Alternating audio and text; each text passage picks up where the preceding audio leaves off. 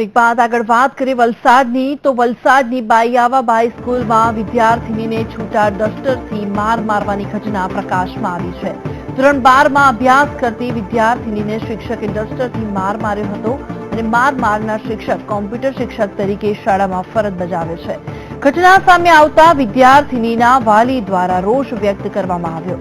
આથી શાળાના સંચાલકોએ તત્કાલ અસરથી શિક્ષકને ફરજ પરથી સસ્પેન્ડ કરી દીધા હતા અને આ ઘટનામાં વિદ્યાર્થીને સામાન્ય ઈજા પહોંચી હતી।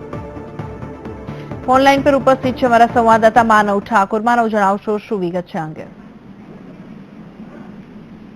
જે પ્રકારની ઘટના બહાર આવી છે તે કોઈ ગંભીર ઘટના કહી શકાય, કારણ કે જે રીતે એક શિક્ષિકાએ નાની અમથી બાબતમાં એક વિદ્યાર્થીને છૂટું ડસ્ટર મારવાની ઘટના વલસાડના આવાબાઈ સ્કૂલ બનેલી છે અને આ ઘટનાને લઈને તેના વાલીઓમાં ખૂબ રોષ જોવા મળ્યો હતો। તેઓએ આ મામલે પોલીસને અરજી પણ કરવામાં આવેલી છે અને અત્યારે હાલ જે રીતે વાત જાણવા મળી છે, જે ઘાયલ વિદ્યાર્થી હતી એને સારવાર આપીને